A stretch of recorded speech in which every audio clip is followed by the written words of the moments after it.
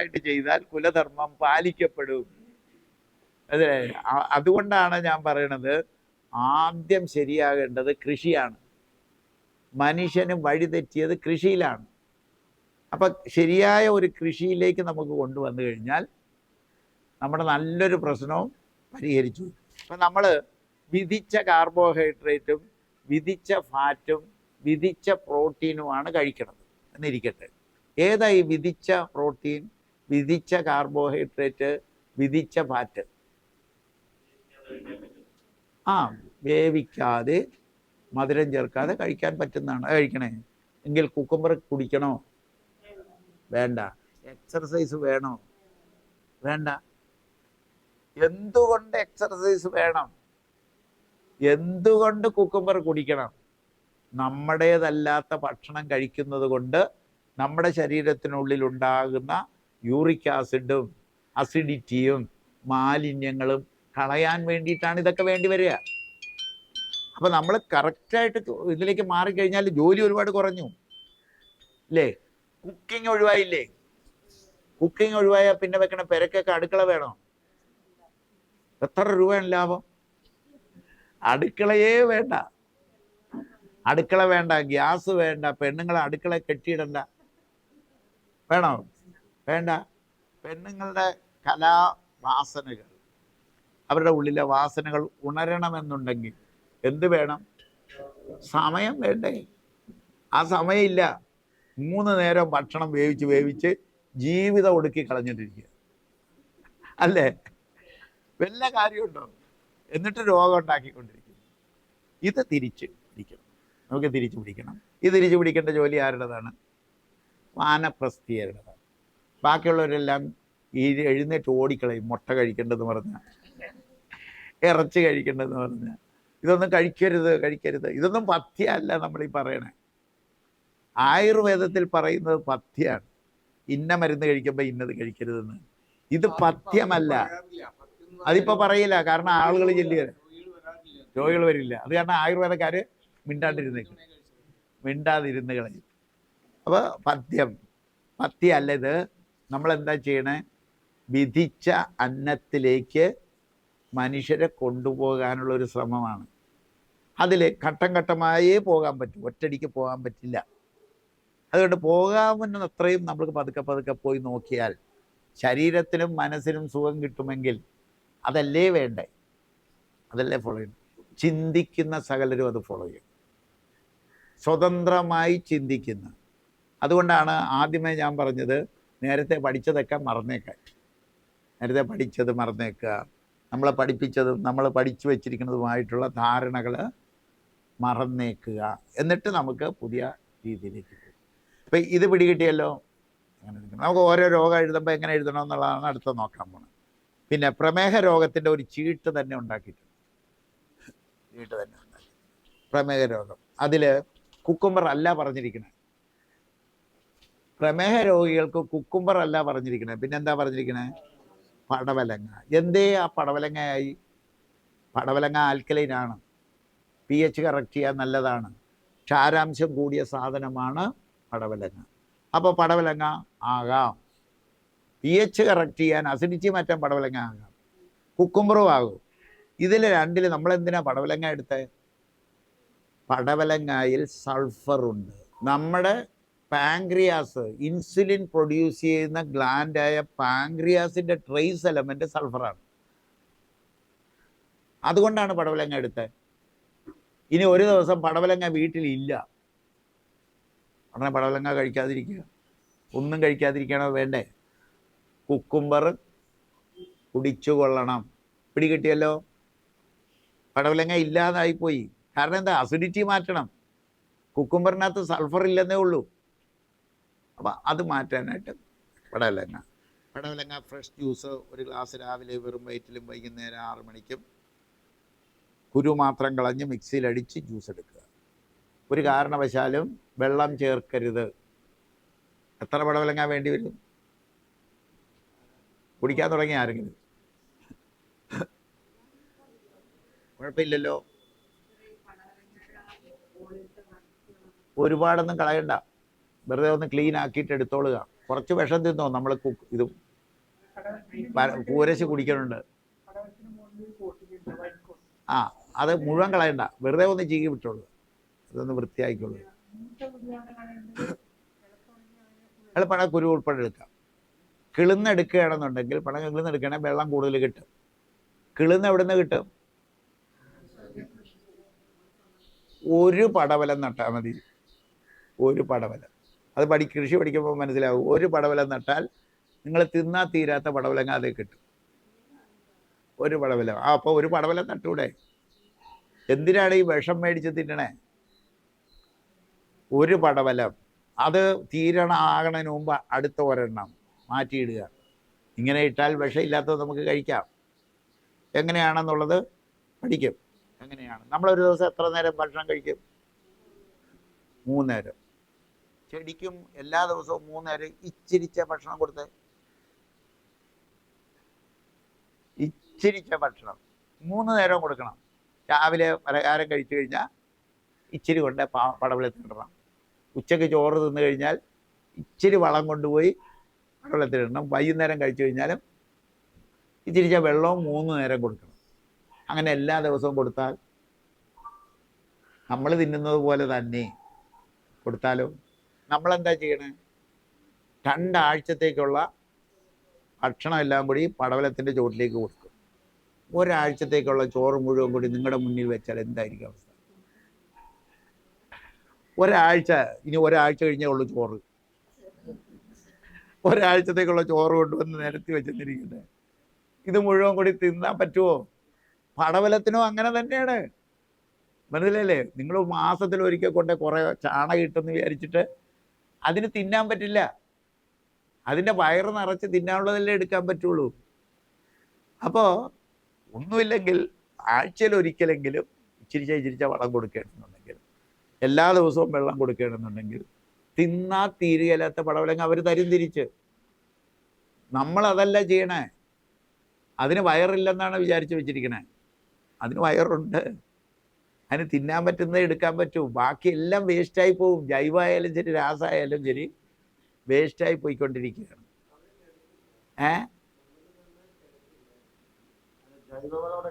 മണ്ണ് കിടക്കില്ല, ജൈവവളം കിടക്കില്ല. ജൈവവളം കിടക്കില്ല. നിങ്ങൾ ജൈവവളത്തിൽ പിന്നെ മൂത്രം ഡൈലൂട്ട് ചെയ്ത് ഒഴിച്ച് അതിൻ്റെ അമോണിയ മുഴുവൻ പോകും. ചെടിക്കെടുക്കാൻ പറ്റില്ല. ചെടിക്കെടുക്കാൻ പറ്റുന്ന അതിൻ്റെ ആവശ്യത്തിനുള്ളത് എടുക്കുള്ളൂ. ബാക്കി അവിടെ കിടന്ന് വേസ്റ്റായി പോയിക്കൊണ്ടിരിക്കുന്നു. അതുകൊണ്ടാണ് നനയ്ക്കുന്നു. ആഴ്ചയിൽ ഒരു ദിവസം ത്തേക്കുള്ള വെള്ളം എല്ലാം കൂടി ഒരുമിച്ച് കൊടുത്താലോ? നിങ്ങളുടെ കാര്യത്തിൽ ആഴ്ച ഒരു ദിവസം എത്ര ഗ്ലാസ് കുടിക്കണം? 8 ഗ്ലാസ് പറയുന്നുണ്ട്. 8 56 ഗ്ലാസ് ഒരു ദിവസം ഒരുമിച്ച് അങ്ങോട്ട് തന്നാൽ കുടിച്ചിട്ട് വല്ല കാര്യമുണ്ടോ? കുടിക്കാൻ പറ്റുമോ? ഇത് തന്നെ ചെടികൾക്കും പറ്റിക്കൊണ്ടിരിക്കണം. നമ്മളിതെല്ലാം കൂടി അവർ തിന്നോളും, ഞങ്ങൾക്ക് സൗകര്യമുള്ളപ്പോൾ വളം തരാമെന്ന് പറഞ്ഞിട്ടിരിക്കുന്നു. അപ്പം അത് പിന്നെ ഒരു കുക്കുംബർ രാത്രി കടിച്ച് തിന്നാൻ പറഞ്ഞിരിക്കുന്നു. കുടിവെള്ളം പ്രമേഹദാഹശമിനി എന്ന് പറഞ്ഞു ഒരെണ്ണം ഉണ്ടാക്കിയിട്ടുണ്ട്. പ്രമേഹദാഹശമിനി അതെന്തെല്ലാമാണെന്ന് എഴുതിക്കൂ. ഈ പ്രമേഹദാഹശമിനി എന്ന് പറഞ്ഞാൽ എന്താണ്? പ്രമേഹദാഹശമിനി എന്ന് പറയുന്നത് കൂവരശല ഒരു 4 എണ്ണം വരുന്ന രീതിയിലാണ്. ഒരു 10 ഗ്ലാസ്സിനുള്ളതാണ്. ഇത് 10 ഗ്ലാസ് അല്ല എഴുതിയിരിക്കുന്നു. 1 സ്പൂൺ 10 ഗ്ലാസ്. 1 സ്പൂൺ പൊടിയിൽ അതിൻ്റെ റേഷ്യോ കണക്കാക്കി ചെയ്തിരിക്കുന്നതാണ്. പൂവരശലയുണ്ട്, ആശാളി, ഉലുവ, ഞെരിഞ്ഞിൽ, വയൽച്ചുള്ളി. എത്ര സാധനമായി? പൂവരശ്, ആശാളി, ഉലുവ, ഞെരിഞ്ഞിൽ, വയൽച്ചുള്ളി. ഇതിൽ ആശാളി, ഉലുവ രണ്ടിലും സൾഫർ ഉള്ളതാണ്. പാൻക്രിയാസിന് വേണ്ടി കൊടുത്ത ട്രേസ് എലമെൻ്റ് അതാണ്. പാൻക്രിയാസിൻ്റെ ട്രേസ് എലമെൻ്റ് സൾഫർ ആണെന്ന് അറിഞ്ഞപ്പോഴാണ് നമുക്ക് ഇത് കണ്ടുപിടിക്കാൻ പറ്റിയത്. അപ്പം ചിലർക്ക് ഉലുവ കഴിച്ചിട്ട് ഷുഗർ കുറയുന്നുണ്ട്. കാര്യം എന്തായിരിക്കാം? നമ്മുടെ നയനാർ, മുഖ്യമന്ത്രിയായിരുന്ന നയനാർ ഷുഗറിന് വേണ്ടി എന്തായിരുന്നു കഴിക്കണേ? ഉലുവ വെള്ളം സ്ഥിരം പിടിച്ചു. അദ്ദേഹം എല്ലാവരുടെ അടുക്കലും പറഞ്ഞു ഉലുവ വെള്ളം കുടിച്ചാൽ മതി ഷുഗർ പോകുമെന്ന്. പോകില്ല, എല്ലാവരുടെയും പോകില്ല. ഒരു 10-25% പേരുടെ പോകില്ല. അപ്പം നമ്മളെന്താ ചെയ്തത്? നമ്മൾ പഠിച്ച സയൻസ് അനുസരിച്ച് ഡൈവേഴ്സിറ്റി അതിപ്രധാനമാണ്. അപ്പോൾ സൾഫർ കണ്ടൻ്റുള്ള പലതരം സാധനങ്ങൾ എടുത്തു. പടവലം എടുത്തു, ആശാളിയിലുണ്ട്, ഉലുവയിലുണ്ട്, അത് രണ്ടും എടുത്തു. പൂവരശ് ഹെഡ് ഓഫീസിനെടുത്തു, ആശാളി ഉലുവ പാങ്ക്രിയാസിന് വേണ്ടിയിട്ട് എടുത്തു. അപ്പോഴും മനസ്സിലായി പാങ്ക്രിയാസും ലിവറും കറക്റ്റ് ചെയ്താലും ഷുഗർ പോവില്ല. ഷുഗർ പോകണമെന്നുണ്ടെങ്കിൽ അതിൻ്റെ ബേസിക്കായിട്ട് കിഡ്നിയും കൂടി, കിഡ്നിക്ക് പ്രൊമോഷൻ കൂടി വേണമെന്ന് എനിക്ക് മനസ്സിലായി. എങ്ങനെയാണ് ഞാൻ കിഡ്നിക്ക് വേണമെന്ന് മനസ്സിലാക്കിയത്? അത് നിങ്ങൾ മനസ്സിലാക്കിയിരിക്കണം. കിഡ്നിക്കും വേണമെന്ന് മനസ്സിലാക്കിയതിൻ്റെ കാര്യം എങ്ങനെയാണ്? ഷുഗർ പേഷ്യൻസിൻ്റെ കിഡ്നി പോകണം, ഇത്രയുള്ള കാര്യം. അങ്ങനെയെങ്കിൽ കിഡ്നിയും കൂടി സപ്പോർട്ട് ചെയ്താലല്ലേ ഗുണം കിട്ടൂ. അപ്പോൾ കിഡ്നിയെ സപ്പോർട്ട് ചെയ്യാനായിട്ട് നമുക്ക് 2 സാധനം പാരമ്പര്യമായിട്ട് ഉപയോഗിക്കുന്നുണ്ട്, ഞെരിഞ്ഞിലും വയൽച്ചുള്ളിയും. അതും എടുത്ത് 5 ഗ്രാം ഇതെല്ലാം കൂടി കൂട്ടി ഇട്ട് ഒരു പൊടി പോലെ ആക്കി വെള്ളം തിളപ്പിച്ച് കുടിക്കുമ്പോൾ ഈ സാധനങ്ങളെല്ലാം കിട്ടില്ലേ? അത് ചെയ്യണം, അത് ചെയ്യണം. കേട്ടല്ലോ? അത് ചെയ്യണം. ഇത് പാങ്ക്രിയാസ് സ്റ്റിമുലൻ്റ് ആക്കണം. പാങ്ക്രിയാസിനെ സ്റ്റിമുലൻ്റ് ആക്കണമെന്നുണ്ടെങ്കിൽ അതിൻ്റെ ട്രേസ് എലമെൻറ്റ് ചെല്ലണം. ഇനി അതുകൊണ്ടും ഈ നിങ്ങളുടെ എന്താ ടൈപ്പ് 1 ഷുഗർ മാറുന്നില്ല എന്നുണ്ടെങ്കിൽ നമ്മൾ പുതിയ 2 ട്രേസ് എലമെൻറ്റ് കൂടി കണ്ടുപിടിക്കണം. അതായത് സൾഫറുള്ള 2 സാധനം കൂടി കണ്ടുപിടിക്കണം.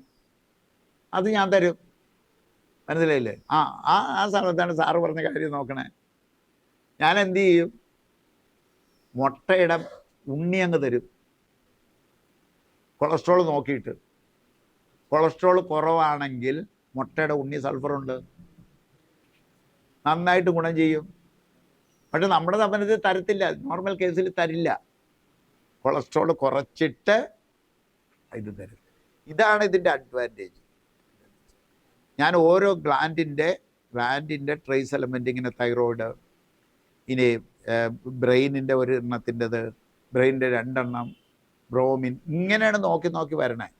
നമ്മൾ താമസിയാതെ തന്നെ നമ്മുടെ പ്രധാന ഗ്ലാൻഡുകളെല്ലാത്തിനെയും ഐഡൻറ്റിഫൈ ചെയ്തെടുക്കുകയും അതിൻ്റെ ട്രേസ് എലമെൻറ്റ് ഏതാണെന്ന് നമ്മൾ കുറിക്കുകയും ആ ട്രേസ് എലമെൻറ്റ് ഏത് പഴത്തിലുണ്ടെന്ന് നോക്കി നമ്മൾ കണ്ടുപിടിക്കും. ഏത്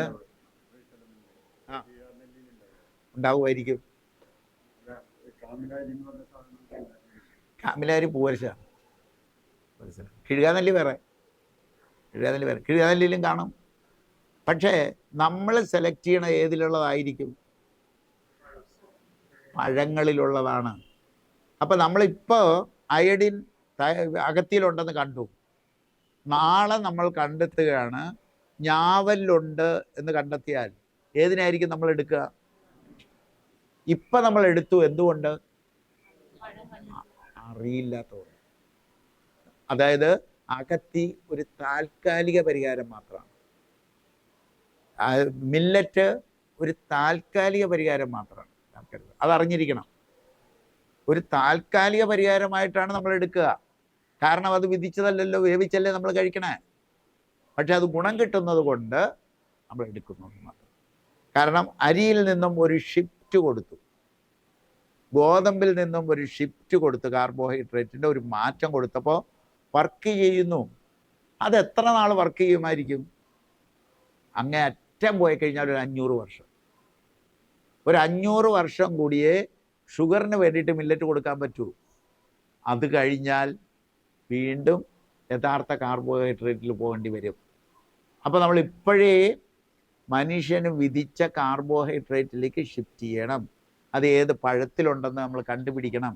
അത് കൃഷി ചെയ്ത് മരങ്ങളാക്കി വളർത്തിയെടുക്കണം. അതുവരെ ഉപയോഗിക്കാനുള്ള സാധനം നമുക്ക് കിട്ടിയിട്ടുണ്ട്. നമുക്ക് അത് ചെയ്താൽ മതിയല്ലോ. കിഡ്നിക്ക് വേണ്ടിയിട്ട് ട്രേസ് എലമെൻ്റ് അറിയില്ല. അതെടുത്തത് എങ്ങനെയാണ്? പൂരശ എടുത്ത പോലെ തന്നെ പാരമ്പര്യ അറിവ് വെച്ചിട്ടാണ്. അതായത് കിഡ്നി സംബന്ധമായ രോഗങ്ങൾക്ക് പാരമ്പര്യമായിട്ട് കൊടുക്കുന്നത് ഞെരിഞ്ഞിലും വയൽച്ചുള്ളിയും. യൂറിനറി ഇൻഫെക്ഷൻ വന്നു കഴിഞ്ഞാൽ വയൽച്ചുള്ളിയും ഞെരിഞ്ഞിലും കൂടി ഇട്ട് വെള്ളം കൊടുക്കും. കഴുകി ഉണക്കി പൊടിക്കണം. വേണ്ട, പ്രമേഹ ദാഹശമനിയായിട്ട് ഇറക്കി. ഇത് എൻ്റെ തന്നെ തൊട്ടടുത്തുള്ള വീട്ടിൽ ആയുർവേദ ഡോക്ടറെ കൊണ്ട് ഞാൻ ചെയ്യിക്കണം. ഇപ്പോൾ നമുക്ക് ചെയ്യാൻ അധികാരമില്ല. അത് കാരണം ആയുർവേദ ഡോക്ടറെ കൊണ്ട് അത് ചെയ്യിച്ച് പാക്കറ്റിലാക്കി തരുന്നു. കൺവീനിയൻ്റ് ആയില്ലേ ഇപ്പോൾ? കൺവീനിയൻ്റ്. മറ്റേ പ്രശ്നമായിരുന്നു, നമ്മളിതെല്ലാം കൂടി 5 ഗ്രാം വീതം എഴുതി കൊടുക്കും, പച്ചമരുന്ന് കടയിൽ പോകും, അത് മേടിച്ച് അളന്ന് തൂക്കിയിടണം. ഇപ്പം ആ ജോലി മാറി. 1 സ്പൂൺ എടുത്തിട്ടിട്ട് 10 ഗ്ലാസ് വെള്ളം തിളപ്പിച്ചാൽ മതി. ഇങ്ങനെ കൊണ്ടുവന്നാലാണ് നമുക്കതിനെ ഒരു ഗുണകരമായ രീതിയിലേക്ക്. കുടിവെള്ളം അങ്ങനെയാണ് കുടിവെള്ളത്തിലെത്തിയത്. ഇത് എല്ലാ രോഗങ്ങൾക്കും നമുക്ക് ചെയ്യാൻ പറ്റും. എല്ലാ രോഗങ്ങൾക്കും നമുക്ക് ചെയ്യാൻ പറ്റും. കോടിക്കണക്കിന് ഗ്ലാൻഡുകൾ, കോടിക്കണക്കിന്. നമ്മൾ ഇക്കോളജി പഠിക്കുമ്പോഴാണ് നമുക്കത് മനസ്സിലാകുക. കോടിക്കണക്കിന് ഗ്ലാൻഡുകൾ, മണൽത്തരിയുടെ വലിപ്പമുള്ള ഗ്ലാൻഡുകൾ വരെ മനുഷ്യ ശരീരത്തിലുണ്ട്. എവിടേക്കാണെന്ന് എനിക്കറിയില്ല, പക്ഷെ ഉണ്ട് എന്നെനിക്കറിയാം. അതൊന്നും ഫങ്ഷൻ ചെയ്യുന്നില്ല, നമ്മളുടെ വെറുതെ ഇരിക്കുകയാണ്. എന്താ കാര്യം? അതിനെ ഉണർത്താൻ ഉതകുന്ന ട്രേസ് എലമെൻ്റ് അതിന് കിട്ടണില്ല. ഇത് കൊടുക്കാനുള്ള പദ്ധതിയാണ് ജൈവ കൃഷിയിൽ നമ്മൾ ചെയ്യണത്. ജൈവ കൃഷിയിൽ ഇനി നമുക്ക് ചെയ്യേണ്ട ഒരു സാധനം, സൂപ്പർ സോയിൽ എന്ന് പറഞ്ഞൊരു സാധനം ഉണ്ടാക്കി മാർക്കറ്റിൽ ഇറക്കണം. സൂപ്പർ സോയിൽ, അതായത് നമ്മൾ വളക്കൂറുള്ള മണ്ണ്, അതായത് ഫെർട്ടിലിറ്റി ഓഫ് ദി സോയിൽ പഠിക്കുമ്പോൾ നല്ല വളക്കൂറുള്ള മണ്ണുണ്ടാക്കി, ഹൈബ്രിഡ് മണ്ണുണ്ടാക്കി, ബാലൻസ്ഡ് സോയിൽ ഉണ്ടാക്കി, ഇനി സൂപ്പർ സോയിൽ ഉണ്ടാക്കി ജനങ്ങൾക്ക് കൊടുക്കണം. അവരൊരു ചട്ടിക്കകത്തോട്ട് അത് നിറച്ച് ഒരു തക്കാളി വളർത്തി അത് കഴിക്കണം. കൂടാതെ കടൽ വെള്ളം വരും, കടൽ പായൽ വരും, കടൽ കക്ക പൊടി വരും, കടൽ മീനിൻ്റെ വേസ്റ്റ് വരും, എല്ലാം വരും. കാട്ടിലെ എക്കല്, കാട്ടിലെ മണ്ണ് ലോഡ് കണക്കിന് എടുത്തുകൊണ്ട് വന്നാലും നിരക്കഴില്ല. കാട് നിൽക്കുന്ന സ്ഥലത്തെ മണ്ണ് ലോഡ് കണക്കിന് കൊണ്ടുവന്ന് അതും കൂടി കുറേ നിറച്ച്, അതായത് കാട്ടിൽ എത്ര തരത്തിലുള്ള മരങ്ങളുണ്ടോ, എണ്ണിയാൽ ഒടുങ്ങാത്ത തരം മരങ്ങളുണ്ട്. അത്രയും ട്രേസ് എലമെൻ്റാണ് ആ മണ്ണിലേക്ക് കൊണ്ടുവരുന്നത്. ഇത് കൃഷി ചെയ്യുന്ന മണ്ണിലെത്തിച്ച് അത് നമ്മൾ കഴിച്ചു വരുമ്പോൾ നിങ്ങൾ ഈ ട്രേസ് എലമെൻറ്റിനെ പറ്റി പഠിക്കാതെ നടക്കണ്ട. അതല്ലേ, അതിന് ഏത് ട്രേസ് എലമെൻറ്റ്, ഈ ട്രേസ് എലമെൻറ്റ്, ആ ട്രേസ് എലമെൻറ്റ് നോക്കേണ്ട കാര്യമില്ല. അതെല്ലാം നമ്മൾ തക്കാളി വളർത്തിയാൽ തക്കാളിക്കകത്ത് കാണും, കുക്കുംബർ വളർത്തിയാൽ കുക്കുംബറിനകത്തുണ്ടാകും, വെണ്ടക്ക വളർത്തിയാൽ വെണ്ടയ്ക്കകത്ത് വരും. അതായത് നമ്മൾ കഴിക്കുന്ന ഭക്ഷണങ്ങൾ മുഴുവൻ മെഡിസിനാകും, മെഡിസിനായിട്ട് ഫങ്ഷൻ ചെയ്യും. പിടികിട്ടിയല്ലോ?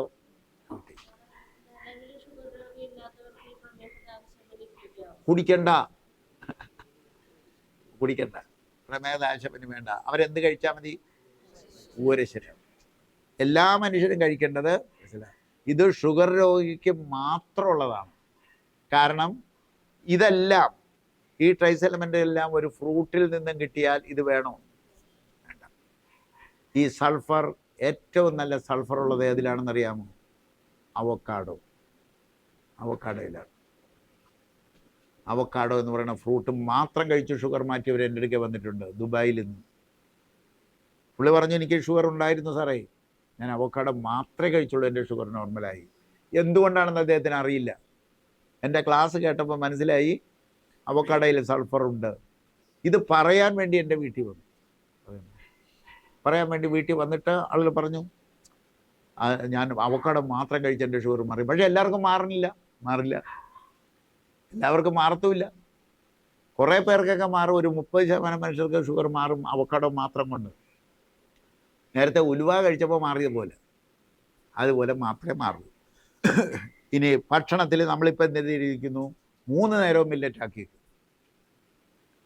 മില്ലറ്റിൽ തന്നെ നമ്മളൊരു പ്രിഫറൻസ് കൊടുക്കുന്നുണ്ട്. ചാമ, തെന, വരക്, കുതിരവാലി, 4 എല്ലാവർക്കും കൊടുക്കാം, പടവലം കേട്ടോ. 10 വർഷം പഴക്കം എന്ന് പറഞ്ഞാൽ ഇപ്പോൾ ഷുഗർ തുടങ്ങി മരുന്നൊന്നും കഴിച്ചിട്ടില്ല, അവർക്ക് പടവലം വേണമെന്നില്ല. പടവലം വേണമെന്നില്ല. അവക്കട കിട്ടുമെങ്കിൽ തീർന്നു. ഇനി തുടങ്ങിയതേ ഉള്ളൂ. അവരും പടവലം, കേട്ടാ, അവരും പടവലം തന്നെ കഴിക്കുക. കാരണം പരമാവധി സൾഫർ ചെല്ലണ്ടേ. നമുക്ക് അവക്കട കിട്ടുമോ? അവക്കട ഇന്ന് കൊണ്ടുവന്നിട്ടുണ്ട്. പക്ഷേ ലിമിറ്റഡാണ്. പടവലങ്ങ നമുക്ക് എല്ലായിടത്തും കിട്ടുന്നുണ്ട് പച്ചക്കറി കടയിൽ. അപ്പോൾ ആ സൾഫർ അവൈലബിൾ ആയതുകൊണ്ടാണ്. അല്ലെങ്കിൽ നമ്മൾ എന്ത് ചെയ്യും? പടവലങ്ങ വേണ്ട, pH ബാലൻസിങ് മാത്രം മതി. pH ബാലൻസിങ്ങിന് വേണ്ടിയിട്ട് അവക്കടയുടെ ഒരു അഡ്വാൻറ്റേജ് കൂടിയുണ്ട്. നേരത്തെ പറഞ്ഞു, പടവലങ്ങ ബ്ലഡിൻ്റെ pH അസിഡിറ്റിയെ മാറ്റുള്ളൂ. മജ്ജയുടെ അസിഡിറ്റി മാറ്റാൻ ആർക്കാ പറ്റുക? അവക്കടയ്ക്ക് മാത്രമേ പറ്റൂ. വാട്ടർ സോളുബിൾ ഫാറ്റിന് മാത്രമേ പറ്റൂ. കാരണം അവക്കടയുടെ pH ന്യൂട്രലാണ്. അതായത് ഷുഗർ എന്ന് പറയുന്ന ഒരു സ്ഥായി രോഗമാണ്. അപ്പം അതുകൊണ്ട് അതിന് അവക്കട കൊണ്ട് എഴുതേണ്ടതാണ്. ശരിക്കും പരമാവധി അവക്കട കഴിക്കണം. ചുരക്ക ആൽക്കലൈനാണ്, ചുരക്ക നീര് കൊടുക്കാം, പക്ഷെ അതിനകത്ത് സൾഫർ ഇല്ല. കുക്കുംബർ കഴിക്കുന്നതിന് തുല്യമാണ്. എന്നാൽ രക്തം ഉണ്ടാകുന്നുണ്ട്, രക്തം കൂട്ടാൻ നല്ലതാണ്. അപ്പോൾ കിഡ്നി സംബന്ധമായ കാര്യങ്ങൾക്ക് ചിലപ്പോൾ ചുരക്കാൻ നല്ലതായിരിക്കും. പിടികിട്ടിയോ?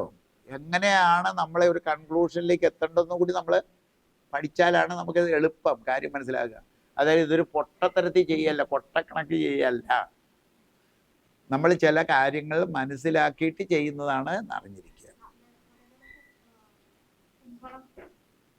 കുമ്പളങ്ങ ആൽക്കലൈനാണ്, സൾഫർ ഇല്ല. അതുകൊണ്ടാണ് നമ്മളത് മാറിയേ. സൾഫർ ഇല്ല. അത് തന്നെയല്ലേ കുമ്പളങ്ങയുടെ ആൽക്കലൈനിറ്റി രൂക്ഷത കൂടിയതാണ്. അത്രയും രൂക്ഷമായത് നമുക്ക് പറ്റില്ല. വെള്ളം ചേർത്ത് ഡൈല്യൂട്ട് ആക്കിയിട്ട് കാര്യമില്ല. അതേസമയം കുമ്പളങ്ങയിൽ തന്നെ കിളുന്ന കുമ്പളങ്ങയുടെ പുറത്ത് ചാരം, കയ്യെ പറ്റുന്ന ചാരം വരണതിന് മുമ്പുള്ള കുമ്പളങ്ങ, ഓക്കെ, കുഴപ്പമില്ല. ഇപ്പം കുമ്പളങ്ങയിൽ നമ്മൾ പിടിച്ചാൽ ഒരു വെള്ള ചാരം പറ്റില്ലേ? അതിന് മുമ്പ് നമ്മുടെ വീട്ടിൽ വളരുന്ന കുമ്പളങ്ങയാണെങ്കിൽ അത് കിളുന്നെടുത്തിട്ട് വെള്ളം എടുക്കുക, ആൽക്കലൈൻ വാട്ടറാണ്. ഒക്കെ പിടികിട്ടിയല്ലോ. ഇപ്പം 3 നേരവും മില്ലറ്റ് നമ്മൾ കൊടുക്കുന്നു. ഇനി നമുക്ക് നോക്കേണ്ടത് ഈ 3 നേരവും വിധിച്ച കാർബോഹൈഡ്രേറ്റ് കൊടുത്തു നോക്കണം. ഇന്നേ വരെ ഞാൻ അതിന് ധൈര്യം കാണിച്ചിട്ടില്ല കൊടുത്തു നോക്കാനേ. കാരണം അതിന് പറ്റിയ ആളിതുവരെ വന്നിട്ടില്ല. ഒരാളെ കിട്ടിയിട്ടുണ്ട്.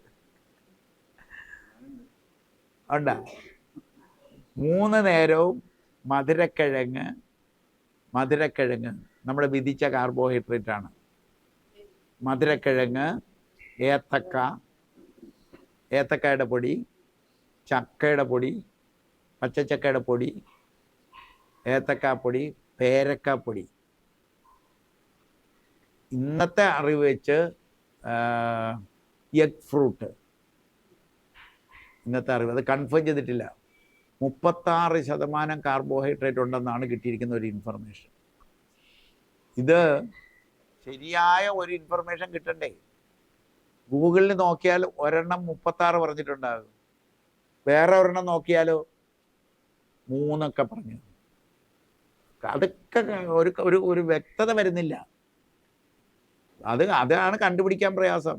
അതിന് കമ്പ്യൂട്ടറിൽ ഭ്രാന്തുള്ള ആരെങ്കിലുമൊക്കെ എനിക്ക് കിട്ടണം. കമ്പ്യൂട്ടർ എന്ന് പറഞ്ഞിട്ട് മെനക്കെട്ടുന്ന പിള്ളേരെ കിട്ടുകയാണെങ്കിൽ അവരെ നമുക്ക് ഉപയോഗിച്ചാൽ ഇതൊക്കെ കണ്ടുപിടിച്ചെടുക്കാൻ പറ്റും. അതേന്നും പറഞ്ഞിരിക്കുന്ന പിള്ളേർ. ചാമ, തെന, വരക്, കുതിരവാലി, റാഗി ആകാം, അതെനിക്കറിയില്ല. വരക്,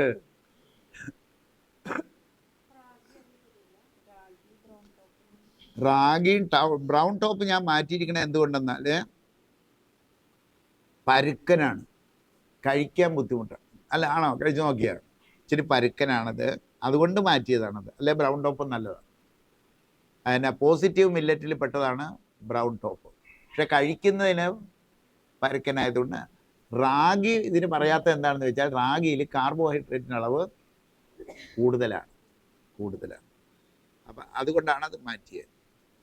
ചാമ, തെന, വരക്, കുതിരവാലി. ഇനി നമ്മൾ ഈ ഒരു സൾഫറാണെന്ന് കണ്ടെത്തി. സൾഫർ കൊടുത്താൽ പോരാ. ആ ഗ്ലാൻഡ് ഫങ്ഷൻ ചെയ്യണമെന്നുണ്ടെങ്കിൽ ഒരു ഹോർമോൺ കൂടി വേണം. ഒരു ഹോർമോൺ കൂടി കൊടുക്കണം. ആ ഹോർമോൺ എങ്ങനെ കൊടുക്കും എന്നുള്ളതായിരുന്നു. ഒരു കാര്യം നമുക്കറിയാം, എല്ലാ തളിരിലകളിലും ഹോർമോണുണ്ട്, എല്ലാ മൊട്ടുകളിലും ഹോർമോണുണ്ട്. നാളെ വിടരുന്ന ഇന്നത്തെ മൊട്ട്, ഒരു ചെടിയുടെ മൊട്ട്, അതിനകത്ത് ഹോർമോണുണ്ട്. ഹോർമോണൽ ഇൻബാലൻസ് കറക്റ്റ് ചെയ്യാൻ ഞാൻ കൊടുത്തിരുന്ന ഒരു ഹോർമോണാണ് ചെമ്പരത്തി മൊട്ട്. 5 എണ്ണം വീതം കഴിച്ചോളാൻ. ചെമ്പരത്തി മൊട്ട് 5 എണ്ണം വീതം കഴിച്ചോളാനായിട്ട് പറഞ്ഞു കൊടുക്കുമായിരുന്നു, കഴിപ്പിക്കുമായിരുന്നു. കണ്ട, അത് പാരമ്പര്യ അറിവാണ്. അല്ല, നാളെ വിടരുന്ന മൊട്ട് വെറുതെ ചവച്ച് തിന്നോളാൻ മതി.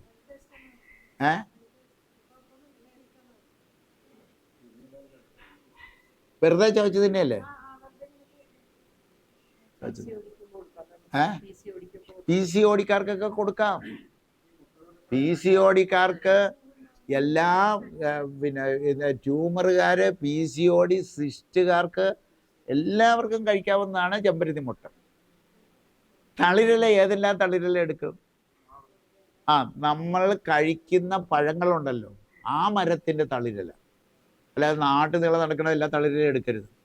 മാവിൻ്റെ തളിരില, ചാമ്പയുടെ തളിരില, പേരയുടെ തളിരില, ബ്രൗൺ നിറത്തിലുള്ള തളിരില. ക്ലോറോഫിൽ ആയിട്ടില്ല അത്. അതിനകത്ത് കുറേ ഹോർമോൺ ഉണ്ട്. എന്തിന്? ക്ലോറോഫില്ലാക്കി മാറ്റാൻ ഉള്ള ഹോർമോൺ ഉണ്ട്. ആ ഹോർമോൺ നല്ലതാണ്.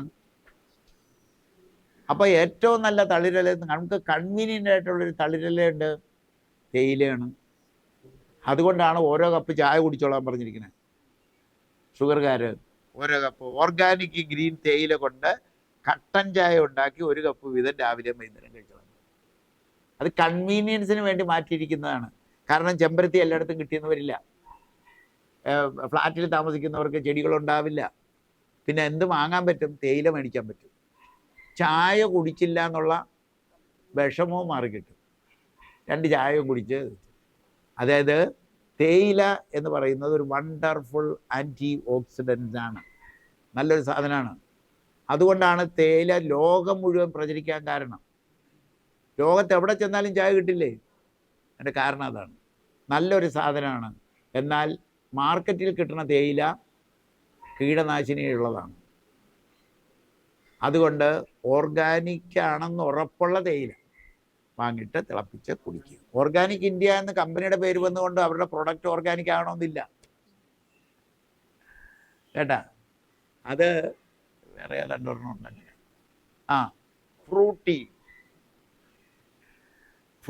ഫ്രൂട്ടിയുടെ കവറിൽ എന്താ പടം? ഒരു മാങ്ങയുടെ പടമുണ്ട്. അത് മാങ്ങയാണോ? സിന്തറ്റിക് കെമിക്കൽ സാധനമാണ്. ഫ്രൂട്ടി എന്നാണ് പേര്.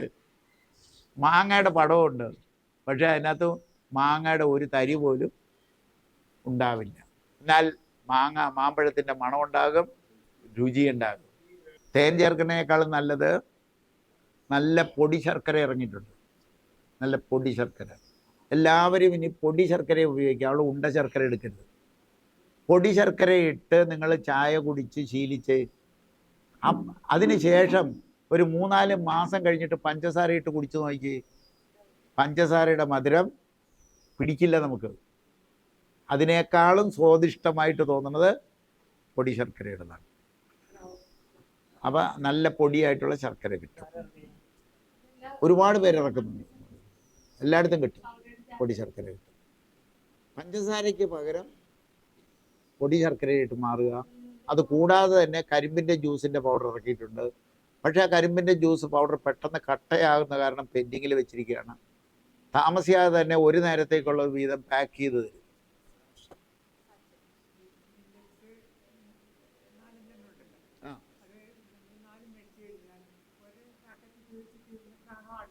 അങ്ങനെ മതി, 4 കൂടി പൊട്ടിക്കണ്ട. അപ്പം 4 മേടിക്കുക. മില്ലറ്റ് ആദ്യത്തെ ഒരെണ്ണം പൊട്ടിച്ച് അത് തീർന്നു കഴിയുമ്പോൾ അടുത്തതാകുക. അത് തീർന്നു കഴിയുമ്പോൾ അടുത്തതാകുക, അത് തീർന്നു കഴിയുമ്പോൾ അടുത്തതാകുക. ചിലർ ഒന്നരാടം ദിവസം 3 നേരവും മാറി കഴിക്കാൻ പറയുന്നു. പ്രായോഗികമല്ല.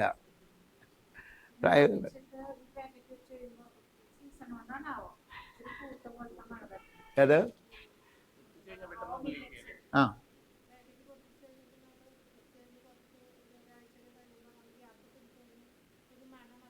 അല്ല, ഇത് ഫംഗസ് വരും. കാരണം ശരിക്കും പാക്ക് ചെയ്യേണ്ട രീതിയിലല്ല മില്ലറ്റുകൾ പാക്ക് ചെയ്ത് വരണേ. മില്ലറ്റുകളും അരിയായാലും എല്ലാ സാധനവും പാക്ക് ചെയ്യണമെന്നുണ്ടെങ്കിൽ സോളാർ ഡ്രയറിൽ അന്തരീക്ഷത്തിലെ ടെമ്പറേച്ചറിനേക്കാളും അല്പം ഒരു 2-3 ഡിഗ്രി കൂടി ചൂടാക്കിയിട്ട് അന്തരീക്ഷ ഊഷ്മാവിൽ എത്തുന്നതിന് മുമ്പ് അത് പാക്ക് ചെയ്യണം. കേടുകൂടാതിരിക്കും. അല്ലെങ്കിൽ പൂപ്പൽ വരും. തുറന്നു കഴിഞ്ഞാൽ പൂപ്പൽ വരും. നൈട്രജൻ ഫ്ലക്സ് അരിക്കും ഇതിനൊന്നും എടുക്കാൻ പറ്റില്ല. അത് പലഹാരത്തിനൊക്കെ മാത്രമേ എടുക്കാൻ പറ്റൂ നൈട്രജൻ ഫ്ലക്സ്. പിന്നെ ഇതും പോരാ, പിന്നെ എന്തുകൂടി വേണം? എക്സർസൈസ് കൂടി വേണം. എക്സർസൈസ് പഠിച്ചിട്ടുണ്ടല്ലോ. ഇത്ര ഉണ്ടെങ്കിൽ നോർമലാകണം. ഷുഗർ നോർമലാകണം. 99% ഷുഗർ നോർമലാകുന്നുണ്ട്. എത്ര വർഷം കഴിഞ്ഞതും നോർമലാകുന്നുണ്ട്. ഇത് കറക്റ്റായിട്ട് ചെയ്താൽ നോർമലാകുന്നുണ്ട്. ചിലർക്ക് മാത്രം 140 വന്ന ഫാസ്റ്റിംഗ് ബ്ലഡ് ഷുഗർ 140 വന്നാൽ താഴോട്ട് പോവില്ല. അവർക്ക് എന്ത് ചെയ്താൽ മതി? തൈറോയിഡിന് നമ്മൾ കൊടുക്കുന്ന അകത്തിയും കൂടി കൊടുത്താൽ മതി. അകത്തിപ്പൊടി.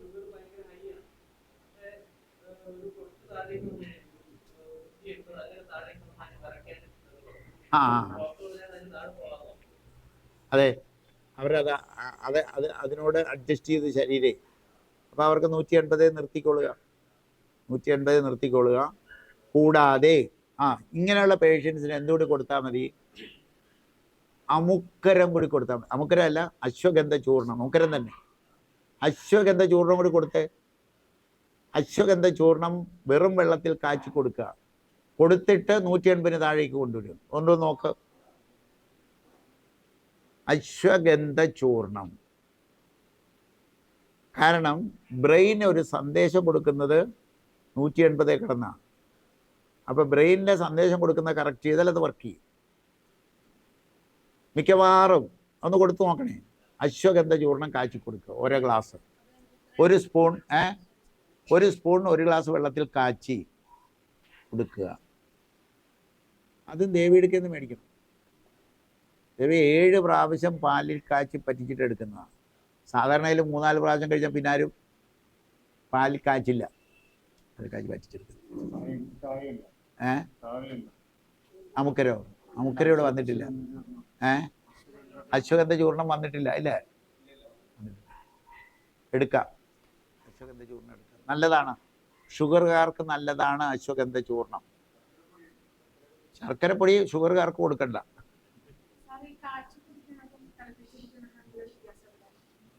കാച്ചി കുടിക്കണത്, അതായത് പാല് കാച്ചുക എന്നല്ലേ നമ്മൾ പറയുക.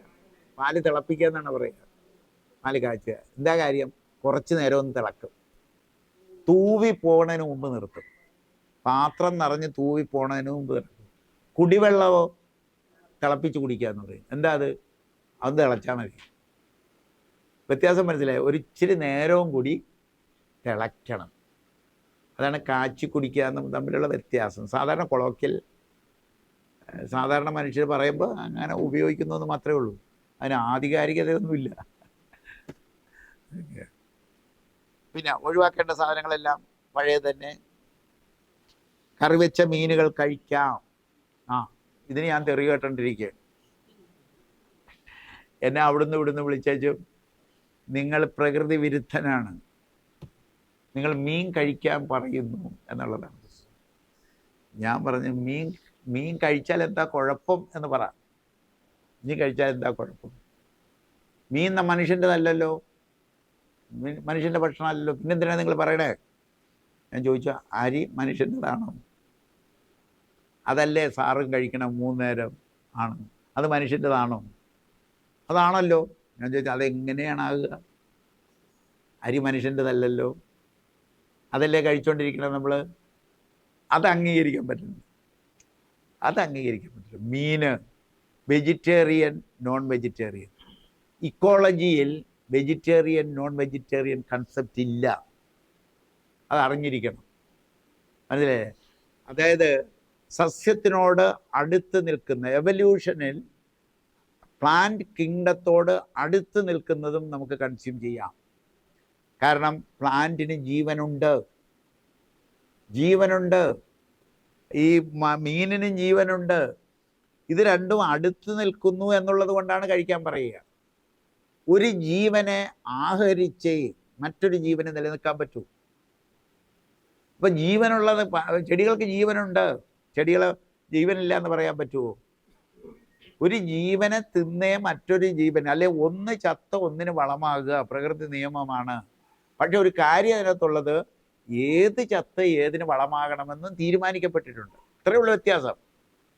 അല്ലാതെ വെജിറ്റേറിയൻ നോൺ വെജിറ്റേറിയൻ കൺസെപ്റ്റേ ഇല്ല. ഈ വെജിറ്റേറിയൻ പറയുന്നവർ പാല് കുടിക്കും ഇല്ലേ? പാല് വെജിറ്റേറിയൻ ആണോ? അനിമൽ പ്രോട്ടീൻ ഫാറ്റല്ലേ? തൈര് കഴിക്കില്ലേ? തൈര് കഴിക്കും. തൈരിനെ ഒരു ദൂര സൂക്ഷ്മദർശനിലൂടെ നോക്കിയാൽ എന്തായിരിക്കും അത്? മുഴുവൻ ജീവികളല്ലേ വാരി തിന്നണേ.